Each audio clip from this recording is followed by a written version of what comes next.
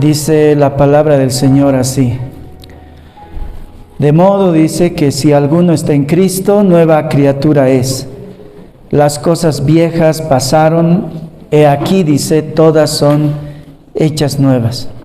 La anterior semana vimos cómo el cristianismo se distingue de cualquier otra religión porque no está centrado, habíamos dicho, en doctrinas, o porque el cristianismo no es un sistema religioso o un tipo de liturgia. El cristianismo, dijimos la anterior semana, es una persona, porque el cristianismo está centrado y basado en la persona de Cristo. En esta mañana veremos cómo la relación con esa persona, que es nuestro Salvador, afecta nuestra vida de una forma esencial. Hablaremos de nuestra nueva naturaleza, de esa nueva naturaleza que nos lleva a una dependencia absoluta de Cristo en la vida cristiana. Una de las cosas interesantes que alguna vez medité en las caminatas es el hecho de que una vez que comenzamos una caminata, nos alejamos casi totalmente de la vida común. Olvidamos nuestros asuntos de la cotidianidad. Nuestras caminatas en nuestra ciudad son un poco especiales porque comienzan en un lugar muy alejado de la ciudad. Además, tiene la particularidad de que desde el comienzo no existe posibilidad de tener señal y de poder comunicarnos con la ciudad. Eso hace que de alguna manera natural nosotros podamos casi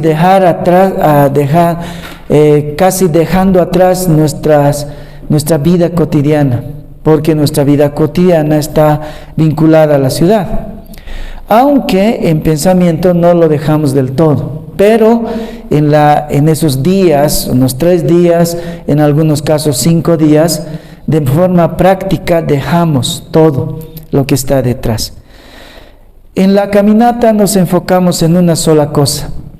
El enfoque es llegar a la meta, porque para muchos de nosotros es todo un reto llegar a la meta. Muchas cosas tienen que suceder para que podamos llegar a la meta. Para hacerlo bien, principalmente, tenemos que hacer que nuestra mochila sea lo más ligera posible. Tenemos que despojarnos de todo lo que esté por demás. Incluso algunos suelen partir su cepillo de dientes, ¿no? Y llevar solamente la parte de la brocha, ¿no? Porque unos gramos más, unos gramos menos, puede hacer la diferencia. Ahora, en esos momentos, he pensado mucho en lo que en la palabra se nos dice en Hebreos 12, 1 al 2. Por tanto, dice la palabra, nosotros, dice, teniendo en derredor nuestro, dice, tan grande nube de testigos, despojémonos, dice, de todo peso y del pecado. Cuando habla de la caminata cristiana, el Señor dice que la primera cosa que tenemos que hacer es, dice, despojarnos de todo peso y del pecado que nos asedia. Y luego dice, y corramos con paciencia, dice, la carrera que tenemos por delante. La otra condición que dice en el versículo 2 es esto: puestos, dice, los ojos en Jesús, el autor y consumador de la fe, el cual, dice, por el gozo puesto delante de él, sufrió la cruz, menospreciando el oprobio, y se sentó, dice, a la diestra del trono de Dios. Igual que una caminata, en la caminata necesitamos despojarnos de todo peso que esté por demás. La Biblia dice en el libro de Hebreos que nosotros en la caminata cristiana debemos dejar algunas cosas. El autor a los Hebreos nos dice que la vida cristiana consiste, como en las caminatas, en 2 cosas. Por un lado dice, despojarnos de todo peso que nos estorbe en la caminata cristiana. Despojarnos de todas aquellas que pueden ser un estorbo a la hora de caminar la vida cristiana. Pero la otra cosa que nos dice el autor a los Hebreos es que debemos tener, dice, puestos los ojos fijamente en un solo objeto. En la caminata suele ser la meta, llegar a la meta. En la vida cristiana, dice el autor a los Hebreos, dice, es poner la mirada fija en Cristo. Son esas dos cosas, esos dos elementos que van a hacer de nuestra caminata cristiana un verdadero éxito o en el otro caso un desastre. En las caminatas no pensamos mucho, por ejemplo en los impuestos que tenemos que pagar al siguiente año. Nunca he visto muchas personas pensando en la caminata, en el problema de la política en ese momento. O nunca he visto un caminante en nuestras caminatas que esté preocupado de si el dólar subirá o no, tal vez la gasolina. A veces la caminata hace que sea tan intensa que incluso muchas veces nos olvidamos de los estudios, de la familia, del trabajo, cosas que son importantes para la vida. Y no nos esforzamos, sucede de forma natural. A no ser que no hayamos entrado verdaderamente a la caminata, porque algunas veces se puede estar en la caminata sin estar. Se puede estar en una caminata sin estar. He conocido una vez una persona que contra su voluntad fue llevado a una caminata. Él estaba muy preocupado porque tenía un trabajo pendiente. Así que fue a la caminata porque todos le dijeron, ¿cómo vas a ir sin tu familia? Tú eres el líder. Y entonces él fue, pero él en la caminata estaba pensando en su trabajo. Así que se perdió toda la fantasía que suele tener la caminata, porque él estaba, pero no estaba. Estaba pensando en su trabajo. Y nada de lo que sucedió en la caminata para él fue especial. Muchas veces, hermanos, podemos vivir la vida cristiana de la misma forma. Nuestro enfoque sigue siendo las cosas del mundo. Y el cristianismo, o nuestro cristianismo, solamente es un pretexto y nada más. Últimamente he escuchado a muchos cristianos enfocarse demasiado, por ejemplo, en la política. He escuchado a muchos cristianos enfocarse demasiado en el asunto de las agendas, ¿no? Las agendas feministas, las agendas LGBT, bueno, que son cosas que son abrumadoras en nuestra época. Y son cosas importantes en las que hay que pensar, pero ninguna de ellas, hermanos, es tan importante como los pensamientos que debemos tener acerca de Cristo. Esas cosas son importantes, pero no tanto como Cristo. Me llamó la atención sobre todo una frase de Charles Spurgeon que circula casi en todos los medios. Porque es el momento, de alguna manera, la gente, estamos viviendo en un contexto en el que la política y las agendas se han vuelto algo importante. Y también las malas religiones, las religiones falsas. Esta frase que circula por todos los medios dice: solo los tontos creen que la política y la religión no se discuten. Por eso los ladrones siguen en el poder y los falsos profetas siguen predicando. Ahora, quiero decirles con honestidad que uno de mis héroes antiguos que más aprecio es Charles Spurgeon, uno de los que aprecio mucho. Trato de leer todo lo que encuentre escrito por él o acerca de él. Y yo puedo decir con meridiana precisión que aunque evidentemente el dicho es de Spurgeon, sin embargo en sus sermones y en sus escritos no veo a Spurgeon tratando en todos sus sermones acerca de lo que hizo o no hizo la reina de Inglaterra en su época. O en todos sus sermones hablando acerca de los pecados y las desviaciones de los parlamentarios ingleses. O todo el tiempo pensando en las falsas religiones, haciendo alusión al Papa o los desvaríos y herejías de los cardenales. Evidentemente, Charles Spurgeon cita los desatinos de estas personas, los pecados de estas personas, pero no siempre. Verdaderamente no conozco a alguien aparte del apóstol Pablo que tenga tan centrado su enfoque en Cristo en sus sermones y en sus escritos como Charles Spurgeon. Así que es un abuso, aunque él lo dijo verdaderamente, usar este dicho que él dijo, porque no era su vida. Charles Spurgeon no estaba pensando todo el tiempo en política, en religión. Entiendo lo que quiso decir cuando dijo lo que dijo. Como cristianos no podemos ser unos mojigatos que no conocen filosofía, que no saben historia o la cultura o algo de arte. Todo el currículo de las humanidades son importantes para entender nuestro mundo. Y yo creo que Charles Spurgeon, cuando dijo lo que dijo, estaba hablando de esto. Que los cristianos no podemos estar tan ajenos a eso, porque ¿cómo le predicamos a la gente que vive en ese mundo si nosotros no los entendemos? Entiendo lo que Spurgeon quería decir, pero también entiendo que para Spurgeon eso no era una prioridad. Para él no era lo más importante de la vida. Para él lo más importante era que la gente conozca a Cristo, porque eso es lo que sucede. Cuando nosotros conocemos al Señor, esas cosas del mundo dejan de ser prioridad, porque somos transformados hacia una nueva visión. La vida misma cambia cuando nosotros conocemos al Señor. Ahora, a la misma vez, estoy consciente que dejar el enfoque de esas otras cosas no es algo que podemos hacer en nuestras fuerzas. Solo el milagro del Evangelio puede producir eso en nosotros por medio de lo que en la Biblia se llama nuevo nacimiento. El nuevo nacimiento centra la vida y toda nuestra religión en una sola persona, en Cristo. Así que de eso es de lo que quiero hablarles en esta mañana. He titulado este sermón Una caminata con Dios, el significado verdadero de la vida cristiana. Y hoy vamos a ver la segunda parte de este sermón que comenzamos la anterior semana. Y vamos a hablar de 3 cosas acerca del nuevo nacimiento.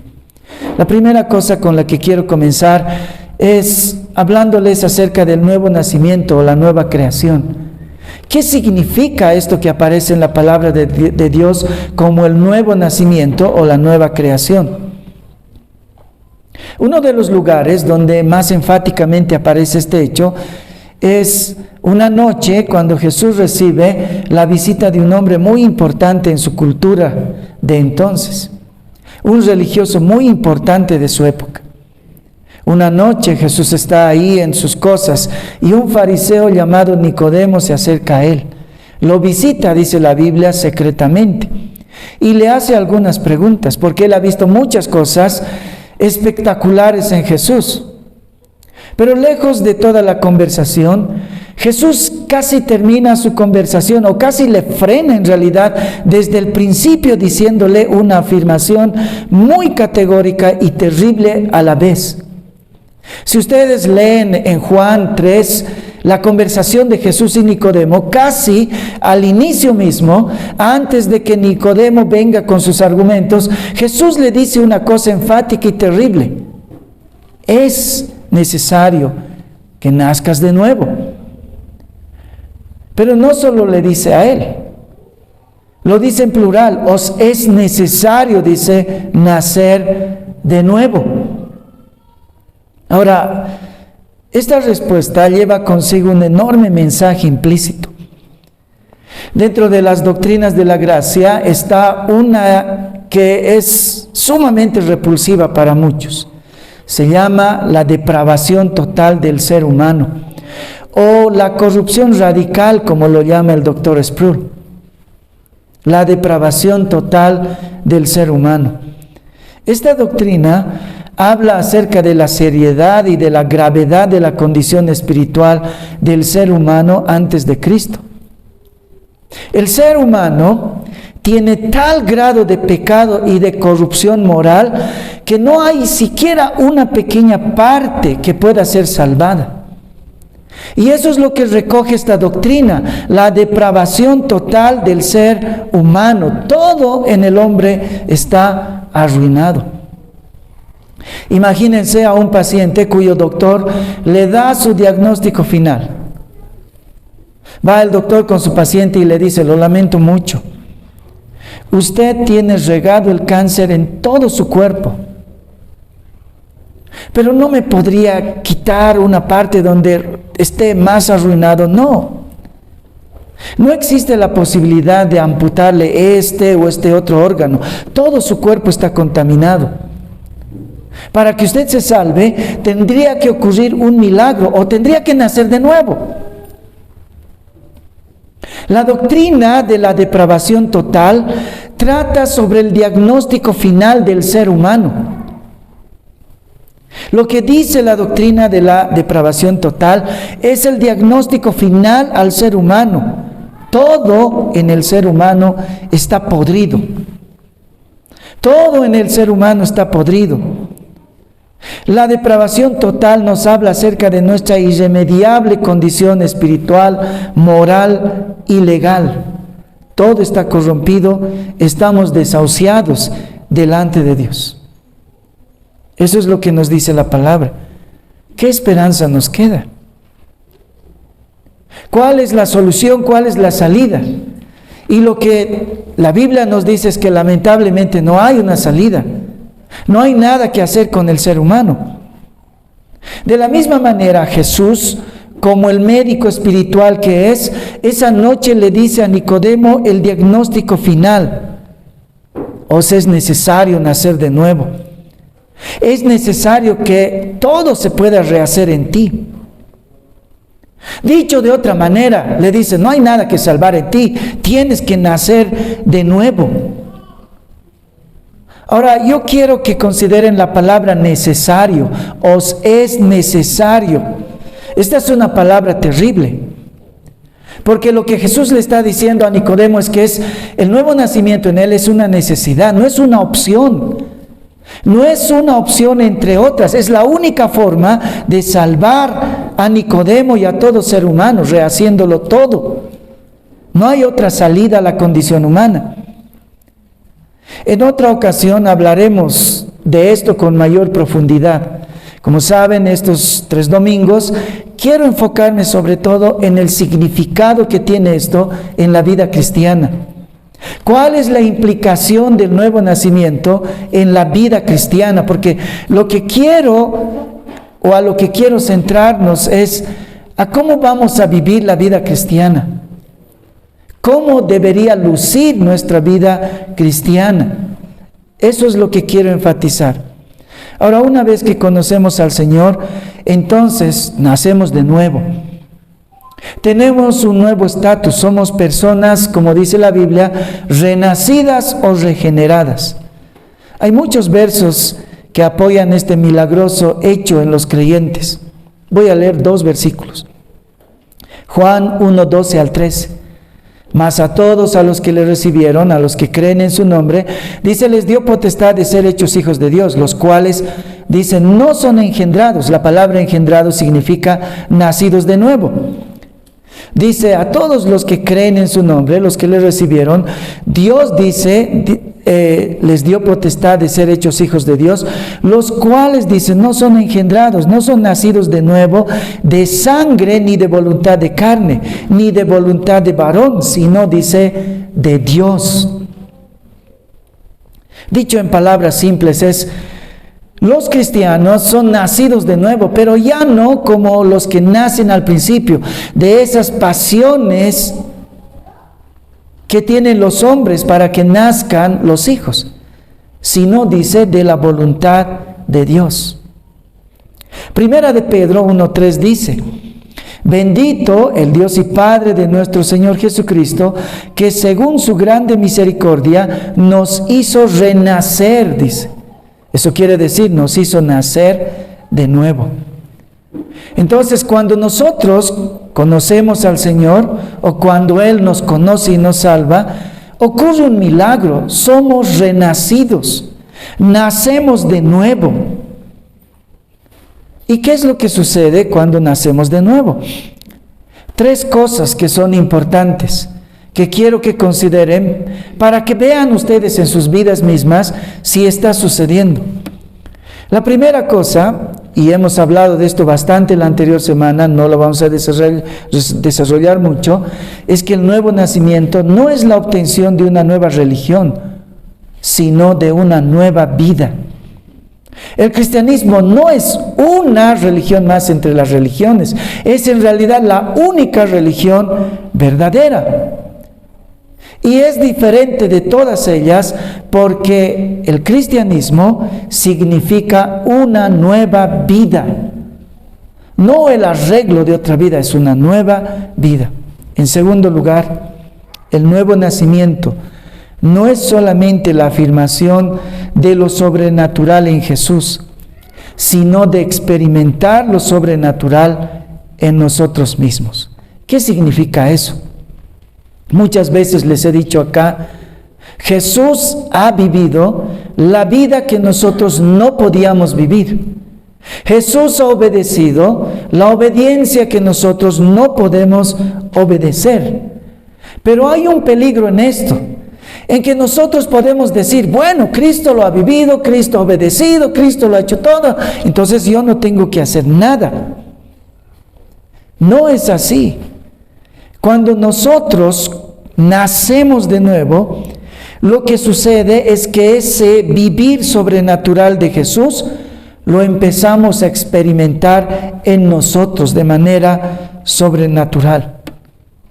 Es verdad que Jesús ha vivido la vida que nosotros no podíamos vivir, pero es por esa verdad que somos aceptados por el Señor delante de su trono. Pero en el nuevo nacimiento, el Espíritu Santo nos une con Cristo en una unión milagrosa para que nosotros podamos vivir la vida de Cristo.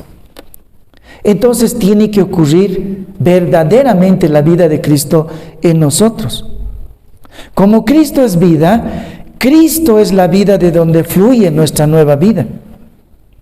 La mejor expresión de esta verdad está en lo que Juan 15, 1 al 17 dice. No la vamos a exponer toda, todos conocen esta historia. Él dice una cosa que a veces no prestamos mucha atención. Dice, Cristo es la vid y nosotros los pámpanos. ¿Cuál es el significado de esta analogía? Cristo es la vid y nosotros los pámpanos. Lo que está diciendo allá es que Cristo es como un árbol de vid, una rama principal, un tronco principal. Y dice que nosotros estamos conectados a ese tronco principal. Eso significa pámpanos. Los pámpanos son las ramas.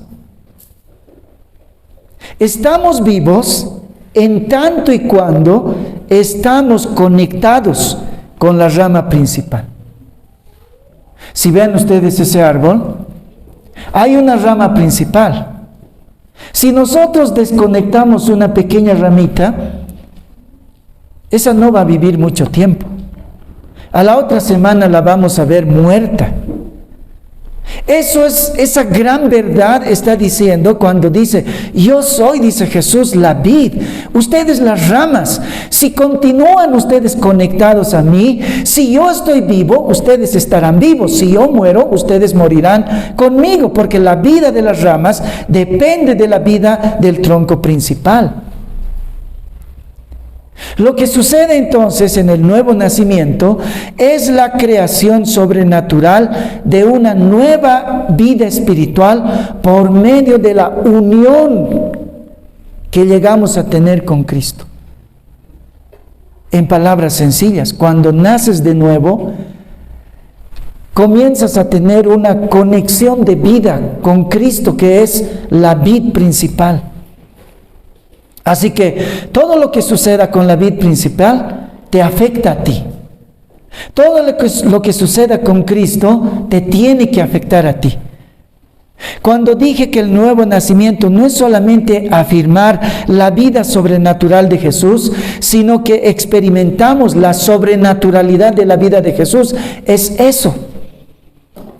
Si Cristo puede obedecer, eso nos va a afectar a las ramas. Nosotros también podemos obedecer. Si Cristo puede vivir una vida de piedad, eso va a afectar a las ramas. Quiere decir que también nosotros podemos vivir una vida de piedad. Estamos, hermanos, tan cerca de la Navidad. Para nosotros, para nuestra congregación, la Navidad significa mucho. Me da mucha tristeza y cada Navidad lo digo, hay mucha gente que odia la Navidad, pero lo peor de todo es que muchos cristianos odian la Navidad. Pero la Navidad en realidad es el comienzo de la vida de Jesús. Y yo quiero decirles, una de las razones del por qué nosotros en la IBM amamos la Navidad. Primera de Juan 3:8 dice así: para esto, dice, apareció el Hijo de Dios, para deshacer las obras del diablo. Para esto, dice, apareció el Hijo de Dios. ¿Cómo apareció? ¿Cuándo apareció el Hijo de Dios? Cuando se encarnó, cuando se hizo hombre. ¿Y cuándo sucedió eso? En la primera Navidad. Lo que está diciendo Juan, aunque no use la palabra Navidad, está diciendo es, para esto Él se hizo carne, para esto Él se hizo visible, para esto sucedió lo que sucedió en la Navidad, para deshacer las obras del diablo. ¿Pero qué son las obras del diablo?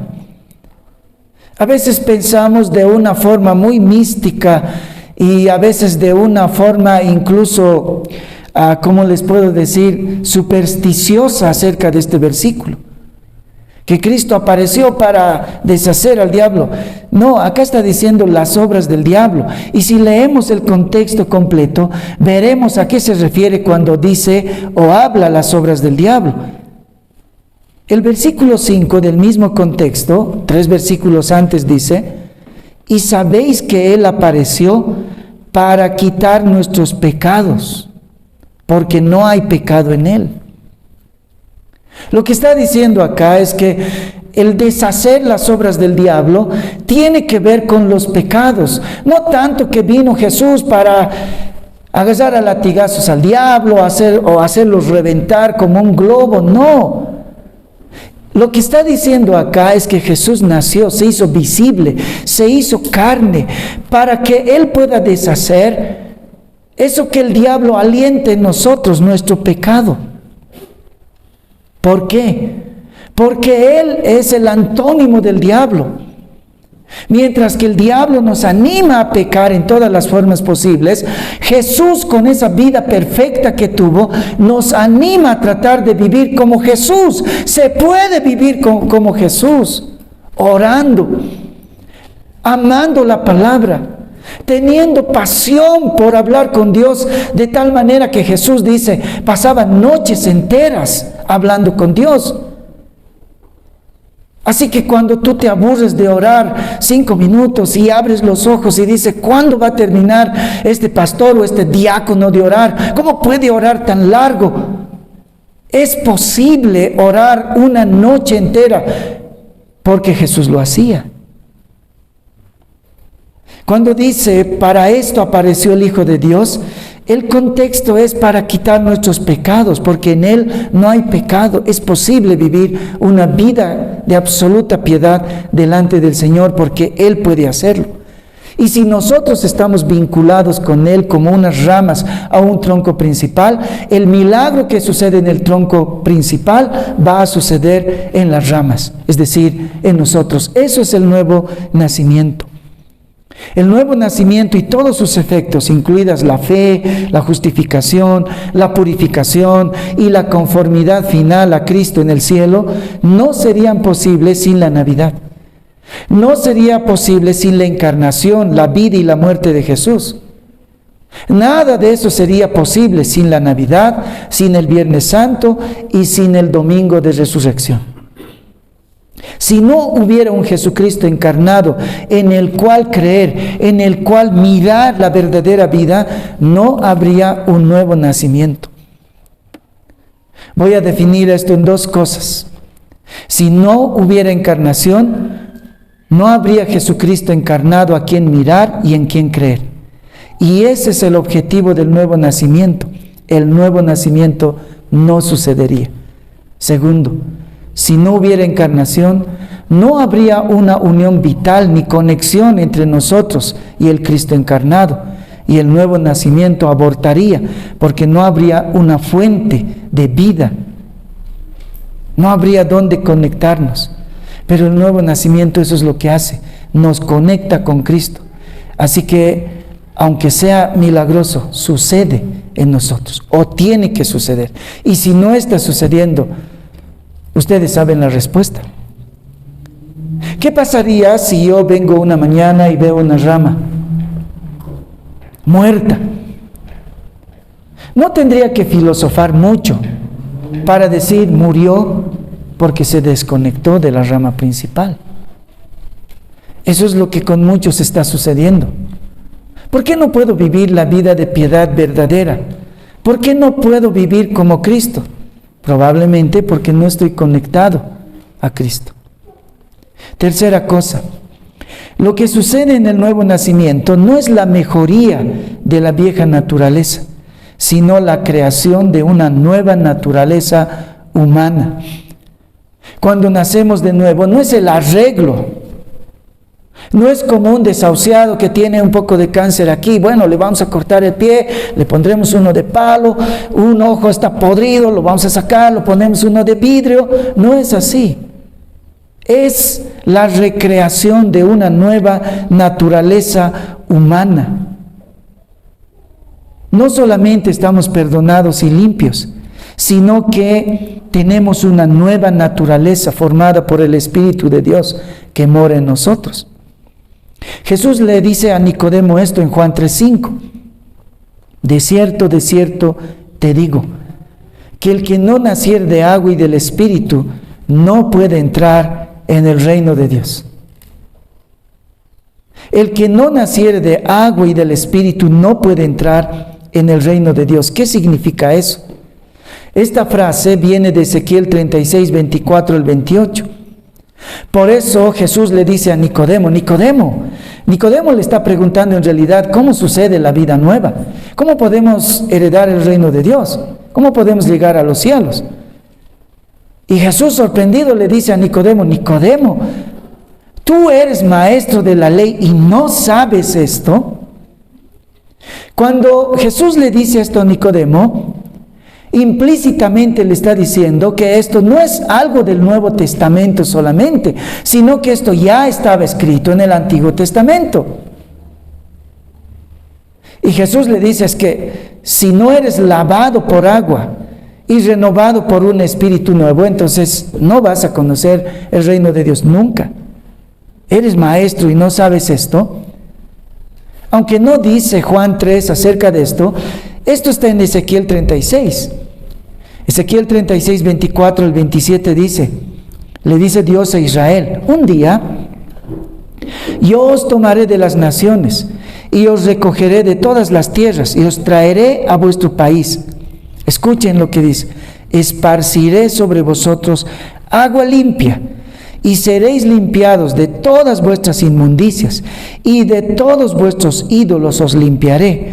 Os daré corazón nuevo y pondré espíritu nuevo dentro de vosotros y quitaré de vuestra carne el corazón de piedra y os daré un corazón de carne y pondré dentro de vosotros mi espíritu y haré que andéis en mis estatutos y guardéis mis preceptos y los pongáis por obra.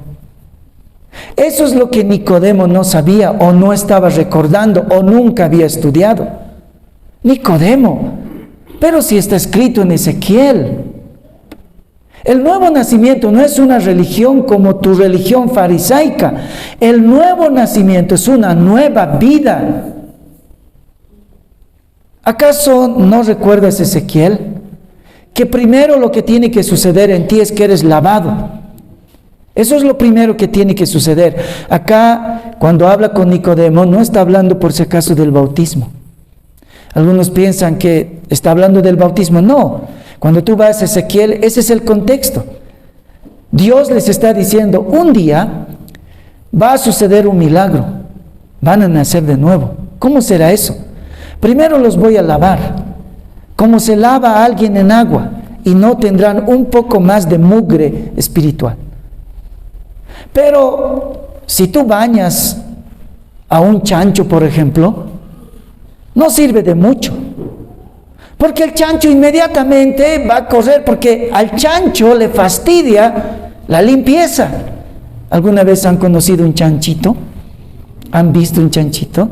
No le gusta la limpieza, odia la limpieza. Los chanchitos bien lavados van a buscar vaso otra vez, porque eso es lo que verdaderamente les complace. Entonces lo que Dios le dice a Israel es: un día yo los lavaré, pero por ahí vuelven como los chanchitos otra vez a embarrarse. Entonces, para que no suceda eso, Dios les dice: yo les daré un espíritu, mi espíritu les compartiré. ¿Para qué? Para que amen la limpieza, para que amen la piedad. Nicodemo tal vez recordó en ese momento a Ezequiel, y entonces le encuentra sentido y dice: es verdad, Dios lo dijo. Eso es lo que está diciéndole ese día. Le está diciendo que en el nuevo nacimiento va a ocurrir un milagro. Primero lo va a limpiar, primero lo va a lavar como se lava a alguien en agua. Pero para que no se vuelva a ensuciar, le va a dar su espíritu, para que ame la piedad, para que ame la limpieza. Nicodemo, si no eres limpiado en agua y en espíritu, no has nacido de nuevo. ¿Qué le estaba diciendo en pocas palabras? Si no ves que has sido limpiado, Nicodemo, y no ves en tu corazón deseos de amar la piedad, de buscar la rectitud, la justicia, y no es natural en ti, no has conocido al Señor. Necesitas nacer de nuevo. Porque cuando nosotros nacemos de nuevo, tenemos una nueva vida, una nueva visión, una nueva perspectiva de la vida, sin que esto signifique que somos desconectados totalmente de la vida terrenal. Ahora, ¿qué sucede cuando no vemos esa nueva vida en nosotros o en los otros? En un libro, el pastor John Piper cita a un grupo que se llama el Grupo Berna. El Grupo Berna es una firma de investigación de asuntos cristianos. En uno de sus informes, ellos dicen: los cristianos nacidos de nuevo son tan propensos a divorciarse como los que no son cristianos. Esta es una investigación del 2015. Ahora está peor la situación. Los cristianos nacidos de nuevo son tan propensos a divorciarse como los que no son cristianos. Solo el 9% de los nacidos de nuevos, de los evangélicos, dan el diezmo. De 12,000 adolescentes que prometen esperar hasta casarse para tener relaciones sexuales, el 80% las tuvo fuera del matrimonio en los siguientes 7 años. El 26% de los evangélicos tradicionales no cree que el sexo antes del matrimonio esté mal. Los evangélicos blancos son más propensos que los católicos y que los protestantes en general a objetar tener vecinos negros, etcétera, etcétera. En otras palabras, parece que el cristianismo no cambia nada. Y el problema está en este hecho, en que el Grupo Berna no hace una distinción entre los verdaderos nacidos de nuevo y los falsos nacidos de nuevo. Agarra a todos los que van a la iglesia. Y esto incluso nos demuestra lo que Jesús dijo: muchos son los llamados, pero pocos los escogidos. Porque pocos son los que verdaderamente han nacido de nuevo. Los nacidos de nuevo viven a veces un infierno en su matrimonio, pero ante todo está el pacto que hicieron delante de Dios, y soportan, y luchan, y lloran, y se aferran a Cristo, pero sobreviven su matrimonio. Los verdaderamente nacidos a veces son pobres, pero no importa. Igual saben que el reino de Dios tiene que extenderse, así que ven la necesidad en el reino de Dios. Ven la necesidad de dar un diezmo verdadero, no una limosna. El nuevo nacimiento es diferente de solamente estar en la iglesia. Es algo que casi nadie puede saber, solo Dios y tú. Solo tú y Dios saben si has nacido verdaderamente, porque el nuevo nacimiento cambia radicalmente a las personas. Cuando no sucede, lo más probable es que no ha sucedido el nuevo nacimiento. Primera de Juan 2:29 dice: si sabéis que Él es justo, sabed también que todo el que hace justicia es nacido de Él. Todo el que hace justicia, dice, es nacido de Él. Primera de Juan 5:4. Porque todo lo que es nacido de Dios, todo el que ha renacido, vence al mundo, dice. Y esta es la victoria que ha vencido al mundo, nuestra fe. Ahora, no estoy hablando de perfeccionismo.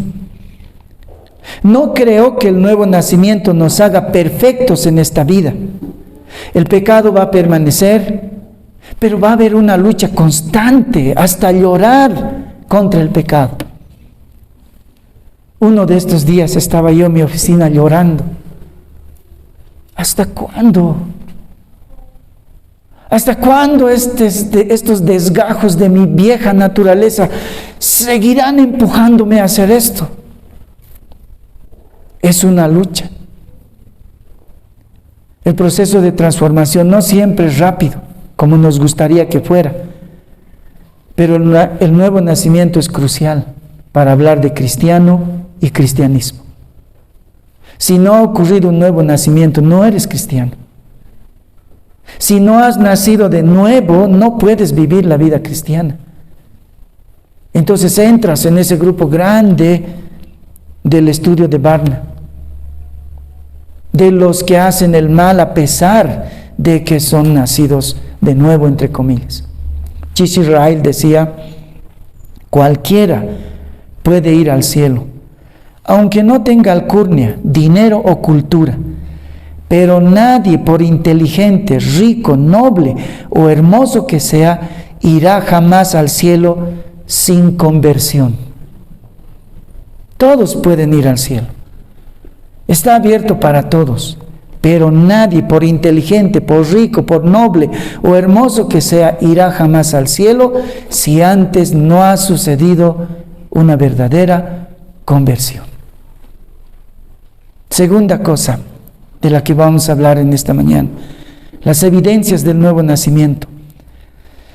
Antes de comenzar nuestro estudio del libro de Deuteronomio, habíamos estudiado la primera carta de Juan. En ella vimos en bastante extensión las pruebas acerca de la conversión, ¿se acuerdan? Algunos están más años con nosotros y hemos tenido como 2 años estudiando primera de Juan. Y casi todos los versículos de primera de Juan era una prueba acerca de cómo podemos saber si somos o no somos verdaderos creyentes. Cómo podemos saber si hemos nacido o no. Así que hoy día solo lo voy a citar. Primera cosa: los nacidos de nuevo guardan sus mandamientos. Primera de Juan 2, 3, 4. Y en esto sabemos que nosotros le conocemos, si guardamos sus mandamientos. El que dice yo le conozco y no guarda sus mandamientos, el tal es mentiroso y la verdad no está en él. Segunda cosa: los nacidos de nuevo andan como Cristo anduvo. Primera de Juan 2, 5 al 6. Por esto sabemos que estamos en Él. El que dice que permanece en Él debe andar como Él anduvo. Tercera cosa: los nacidos de nuevo no odian a los demás, más bien los aman. Primera de Juan 2, 9. El que dice que está en la luz y aborrece a su hermano está todavía en tinieblas. Primera de Juan 4, 7 al 8. Amados, amémonos unos a otros, porque el amor es de Dios. Todo el que ama es nacido de Dios y conoce a Dios. Quinta: los nacidos de nuevo no aman el mundo. Primera de Juan 2:15. Si alguno ama al mundo, el amor del Padre no está en él. Sexto: los nacidos de nuevo confiesan al Hijo y lo reciben. Cuando estudiamos Primera de Juan, vimos el verbo que se utiliza para recibir. Recibir no es como cuando viene una visita y le decimos, ¿cómo está? Pase. No. Porque el verbo recibir en Primera de Juan, la mayor parte de las veces, está en modo indicativo, voz activa, tiempo presente. ¿Qué significa eso? Una cosa permanente. Entonces lo que dice aquí es que los nacidos de nuevo confiesan al Hijo y lo tienen al Hijo todo el tiempo. Primera de Juan 4:15. Todo aquel que confiese que Jesús es el Hijo de Dios, Dios permanece en él y él en Dios. Sexta o séptima. Los nacidos de nuevo practican la justicia, viven la justicia. Primera de Juan 2:29. Si sabéis que Él es justo, sabed también que todo el que hace justicia es nacido de Él. ¿Cómo sé que soy hijo de Dios? Porque hago la justicia. Octavo, los nacidos de nuevo no practican el pecado. No es que no pecan, pero no es una práctica. Primera de Juan 3:9-10. Todo aquel que es nacido de Dios no practica el pecado, porque la simiente de Dios permanece en él y no puede pecar porque es nacido de Dios. Ahora otra vez, cuando dice no puede pecar, no está hablando de un auristo, está hablando de un modo indicativo, voz activa, tiempo presente. Cuando dice no puede pecar, está diciendo no está pecando todo el tiempo, el que es nacido de Dios. Noveno, los nacidos de nuevo tienen el Espíritu de Dios, porque es la promesa de Ezequiel. Primera de Juan 4:13 dice, en esto conocemos que permanecemos en Él y Él en nosotros, en que nos ha dado su Espíritu. ¿Alguna vez cuando haces algo malo, no sientes como en los dibujos animados que algo te dice, está mal lo que has hecho? Es el Espíritu. Es el Espíritu en nosotros. Los nacidos de nuevo tienen el Espíritu de Dios. Primera de Juan 4:13. En esto conocemos que permanecemos en Él y Él en nosotros, en que nos ha dado, dice, su Espíritu. Décimo. Los nacidos de nuevo escuchan y reconocen la palabra con sumisión. Primera de Juan 4:6. Nosotros somos de Dios. El que conoce a Dios nos oye. El que no es de Dios no nos oye. En esto conocemos el espíritu de verdad y el espíritu de la mentira. 11. Los nacidos de nuevo creen que Jesús es el Cristo. Los nacidos de nuevo están convencidos, el Cristo quiere decir el Salvador prometido. Los nacidos de nuevo celebran y creen y se gozan al saber que Jesús es su Salvador, el Salvador prometido. Primera de Juan 5:1. Todo aquel que cree que Jesús es el Cristo, es decir, el Salvador prometido, es nacido de Dios. Es decir, ha renacido. 12. Los nacidos de nuevo vencen al mundo, no perecen ante el mundo. Primera de Juan 5:4. Porque todo lo que es nacido de Dios vence al mundo, y esta es la victoria que ha vencido al mundo, nuestra fe. Entonces, hay evidencia. Las evidencias del nuevo nacimiento son esas. Y solo hemos leído las evidencias que están en Primera de Juan. Hay muchas más regadas en el Nuevo Testamento, pero solo para mostrarte cómo debe lucir entonces tu vida cristiana. ¿Con cuántas te has identificado? ¿Con cuántas te has frustrado y has visto que no hay? Todavía hay tiempo. Entre tanto que no mueras, todavía hay tiempo. La última cosa que vamos a ver en esta mañana, el corazón y el centro del nuevo nacimiento. ¿Cuál es el corazón y el centro del nuevo nacimiento? Clarence Thomas, un juez católico de la Corte Suprema de Justicia de los Estados Unidos, cuenta en su diario, en sus memorias, un evento acerca de un día cuando asistió a la misa del Holy Cross College de Worcester. Esto fue lo que dijo o lo que escribió en su diario. Él dice, fue a una misa y tuvo una experiencia rara que muchos de nosotros a veces tenemos.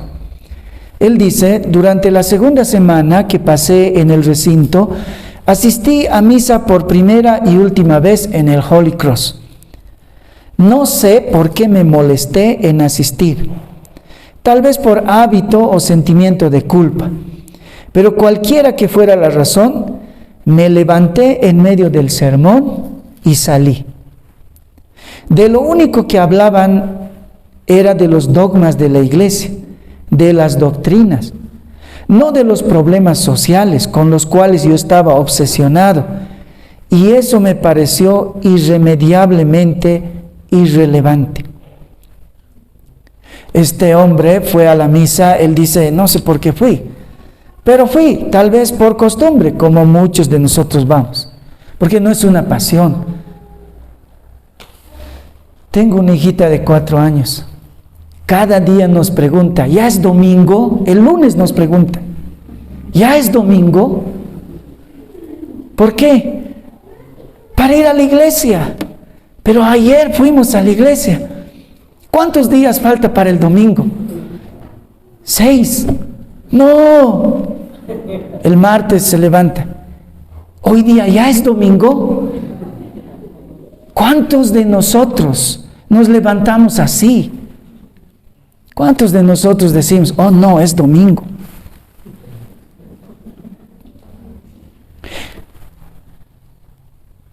El magistrado Clarence Thomas dice, fue un día a la misa. Dice, no sé, por costumbre, hábito o sentimiento de culpa, pero me salí en medio del sermón. ¿Por qué? Porque ese pastor hablaba, dice, de doctrinas y de cosas que para mí no eran importantes. No habló nada de los problemas sociales. Y yo estaba obsesionado con esas cosas, así que dije, esto no es para mí, y se fue. Una de las confusiones más horribles que se puede experimentar es la confusión acerca de lo que significa ser cristiano o la confusión acerca de lo que significa la vida cristiana. Podemos estar en la iglesia participando de todos los rituales religiosos de ella sin estar verdaderamente en la iglesia de Dios, sin ser verdaderamente cristianos y sin estar viviendo verdaderamente la vida cristiana. Es posible. El corazón es muy engañoso y muchas veces suele amoldar la vida cristiana a nuestra filosofía de la vida, a nuestra filantropía, como este hombre. Este hombre estaba apasionado por los problemas sociales. Así que él dijo, ¿dónde van a hablar de los problemas sociales? La iglesia. Entonces fue a la iglesia, quería escuchar de problemas sociales, pero como nadie habló de eso, solo hablaron de doctrina, él dijo, esto es una porquería, yo no puedo estar aquí, a mí no me sirve. Pero los problemas sociales no son el fundamento del cristianismo. Así que se aburrió del sermón porque no apuntaba a su interés y salió enojado del templo en medio del sermón diciendo algo como esto: eso no tiene nada que ver con los verdaderos problemas que tiene este mundo. ¿Para qué sirve la doctrina? Hay problemas más importantes en el mundo. Alguna vez me lo han dicho algunos hermanos. Alguna vez ese fue el reclamo de alguno de ustedes. ¿Por qué no habla de cosas más relevantes? Muchos no viven con gozo y con certeza el verdadero cristianismo porque están frustrados de que la iglesia no tome con verdadero interés los asuntos importantes de la vida, como el racismo, el calentamiento global, el aborto, la precariedad del sistema sanitario, los desamparados, la pobreza, la guerra, los delitos de cuello blanco, el tráfico humano, la crisis mundial, el SIDA, la orfandad, la codicia de los banqueros, el maltrato a los refugiados o los que están en prisión, el avance de las ideologías feministas y de género, etcétera, etcétera. Ahora, no estoy diciendo que esas cosas no son importantes. Son problemas importantes. Y el cristiano está llamado a ser sal y luz en medio de la oscuridad y de la insipidez de este mundo. Pero el cristianismo, hermanos, el cristianismo tiene que ver con Cristo. La vida cristiana tiene que ver sobre todo con vivir la vida estrechamente vinculada con la vida de Cristo. El centro, el núcleo del cristianismo y la vida cristiana es Cristo. La esencia de la vida cristiana tiene que ver sobre todo con amar y servir a nuestro Señor Jesucristo.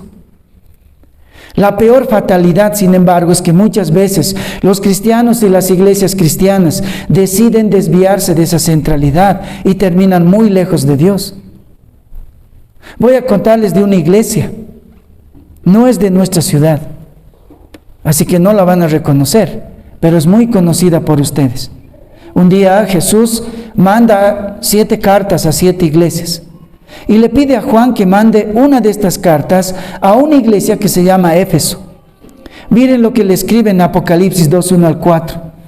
Escribe al ángel de la iglesia en Éfeso, el que tiene las 7 estrellas en su diestra, el que anda en medio de los 7 candeleros de oro, dice esto: yo conozco tus obras y tu arduo trabajo y paciencia, y que no puedes soportar a los malos, y has probado a los que se dicen ser apóstoles y no lo son, y los has hallado mentirosos, y has sufrido y has tenido paciencia, y has trabajado arduamente por amor de mi nombre, y no has desmayado. Bien, pero tengo contra ti una cosa, que has dejado tu primer amor. La iglesia de Éfeso tuvo un gran comienzo. El apóstol Pablo invirtió 3 años en estos hermanos. Como dice la Biblia, era una iglesia esforzada y perseverante, incluso en medio de las dificultades. Y como dice este texto, tenían una doctrina muy sólida. Ellos eran tan conocedores de la doctrina que fácilmente podían reconocer las falsas doctrinas y los falsos maestros, y los evitaban. Esa era una buena cosa, eso es lo que dice Jesús de esta iglesia. Pero a pesar de todo su éxito religioso, fallaron en lo más importante, porque nada de esas cosas vale frente a lo que fallaron. Una sola cosa, dice Jesús, les dice a los de la iglesia de Éfeso: tengo contra ti una sola cosa, contra varias cosas buenas: abandonaron su primer amor. ¿Qué es eso? Abandonaron a Cristo. ¿Qué vale una iglesia con buena doctrina, capaz de discernir quién es falso profeta, cuál es la verdadera doctrina? ¿Qué vale una iglesia si sufre los embates de los que persiguen a la iglesia? ¿Qué vale una iglesia que tiene arduo trabajo y paciencia si deja a Cristo de lado? No vale nada. Y eso es lo que Jesús le dice a esta iglesia: una sola cosa tengo, y esa vale por todo. Abandonaron su primer amor. No solo le pasó a la iglesia de Éfeso, también le pasó a Israel. En Jeremías 2:2 le dice el Señor a Israel: me he acordado de ti, de la fidelidad de tu juventud, del amor de tu desposorio, cuando andabas en pos de mí en el desierto, en tierra no sembrada. Dios le dice a Israel: ay, me acuerdo de esos días, cuando nos casamos, cuando estábamos en la luna de miel, la fidelidad de tu juventud, el amor de tu desposorio, porque el amor del desposorio, el amor de los primeros días de casados, es un amor de las nubes. Eso le dice Dios a Israel. Dios le está recordando esos días de amor puro al Señor. Pero vean 3 versículos después, Jeremías 2:5. Así dice Jehová: ¿qué maldad hallaron en mí vuestros padres, que se alejaron de mí y se fueron tras la vanidad y se hicieron vanos? Ahí está Dios diciéndole a Israel: Israel, qué lindo nuestra luna de miel, cuando me amabas de todo corazón, pero ¿qué pasó? ¿Qué pasó que de pronto te fuiste tras la vanidad y todo se ha hecho vano en ti? Tal vez esto no tiene mucho significado en este momento, pero imagínense los que estamos casados, que una tarde, una noche o una mañana tu pareja te dice: ya no te amo más. Quiero decirte esto: ya no te amo más, lo siento mucho, pero ya he luchado con todo mi corazón, pero no tengo ningún afecto hacia ti. Pero no quiero que te preocupes. Yo voy a cumplir mi compromiso. Así que no te preocupes. Seguiré viviendo contigo y seguiré durmiendo a tu lado. Pero quiero que sepas, ya no siento nada por ti. ¿Cuán abrumadora sería esa noticia? No puede consolarte que solamente te diga, pero no te preocupes, no te voy a abandonar, seguiré durmiendo contigo. Eso es todavía más grotesco, hace que la cosa sea más grotesca. Dormir con alguien que no te ama. Cuando sacamos a Cristo del cristianismo y de la vida cristiana, entonces el cristianismo y la vida cristiana dejan de ser tal. Un puritano llamado Thomas Vincent dijo una vez: cuando un cristiano posee amor por Cristo, su pasión y sus deseos se dirigen al Señor. Su deleite está primordialmente en Él. Sus esperanzas, sus expectativas están puestas en Él. Su odio, temor, dolor y molestia están dirigidos primordialmente hacia el pecado, porque éste ofende al Señor. Sus ojos ven lo que el Señor ve. Sus oídos escuchan lo que el Señor oye. Sus manos trabajan para Él. Sus pies caminan por Él y hacia Él. Todos sus talentos y dones están a disposición y servicio de Cristo. Sufrirá por el Señor cualquier cosa que Él indique. Si ama mucho a Cristo, no le será difícil negarse a sí mismo, tomar su propia cruz y seguirlo a cualquier lugar que el Señor lo dirija. Eso es el que ama a Cristo. El verdadero cristiano y la verdadera vida cristiana tiene a Cristo como su centro. Su pasión principal es Cristo y su dependencia total es de Cristo, al grado que si se le arranca a Cristo, entonces todo ha terminado. Al grado de que es imposible pensar esto sin Cristo. En el Evangelio de Juan se nos relata un momento muy crucial, cuando Jesús les predica duramente, como hoy les estoy predicando, y les dice lo terrible que significa seguir a Cristo. Y Juan 6 dice que la gente empezó a murmurar, la gente empezó a desencantarse de Jesús, porque les gustaba el Jesús que les da pan, el que hace milagros, el que sana a las personas. Pero cuando Él les dijo la verdad, la gente se desencantó de Él, empezaron a murmurar. Y la Biblia dice en Juan 6 que muchos de sus seguidores decidieron dejarlo. Juan 6:66 dice así: desde entonces muchos de sus discípulos volvieron atrás y ya no andaban con Él. Entonces Jesús, cuando ve que se van, da la vuelta hacia sus discípulos y les dice a sus discípulos: ¿y ustedes? ¿Y ustedes? Vayan con ellos, váyanse. Juan 6:67 dice: dijo entonces Jesús a los 12: ¿queréis iros también vosotros? Entonces uno de los discípulos, impresionado por lo que había sucedido, respondió de una forma sumamente conmovedora. Pedro, que seguramente conocía a muchos de los que ese día dejaron a Cristo, estaba sumamente asustado por lo que acababan de hacer. Dejaron a Jesús porque fueron ofendidos por la verdad. Pero lo peor de todo, lo que lo abrumó a Pedro, era que él no podía hacerlo. Jesús fue muy duro con ellos, y en una forma había razón para que ellos se vayan. Jesús fue muy duro, pero Pedro tenía una cosa que no podía entender: él no podía desconectarse de Jesús.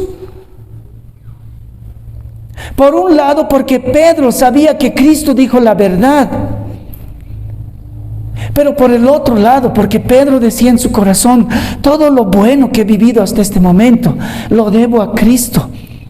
Todo lo que puede llamarse bueno está centrado en esta persona. ¿Cómo lo puedo dejar? Pedro sabía que él no era perfecto. Él sabía que le faltaba mucho para poder amar a Cristo como debiera. Él sabía que Era una persona desastrosa, pero había una cosa de la que estaba seguro, estaba seguro de que Jesús lo amaba. ¿Cómo podría dejarlo? ¿Qué haría lejos de Él? ¿Qué esperanza hay lejos de Él? ¿Qué cosa buena se puede hallar lejos de Cristo?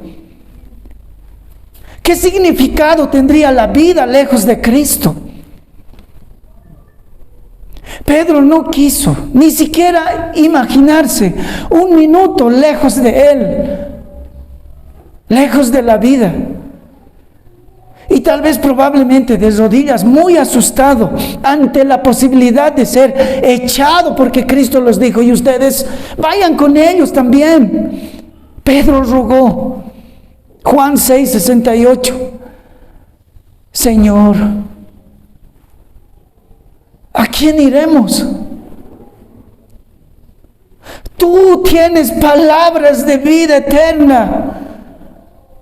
Y nosotros hemos creído y conocemos que tú eres el Cristo, el Mesías prometido, el Hijo del Dios viviente. ¿A quién iremos? Tú eres el Cristo, el enviado de Dios. Tú eres el regalo de Dios al mundo, el Mesías prometido. Tú eres la expresión del amor de Dios al mundo. ¿Dónde hallaremos la vida? Tú eres la vida, Jesús. No nos eches. No tenemos a dónde ir. Tú eres todo lo que tiene verdadero significado en esta vida. No nos eches. ¿A dónde iremos? ¿Dónde podemos encontrar la vida? No nos eches.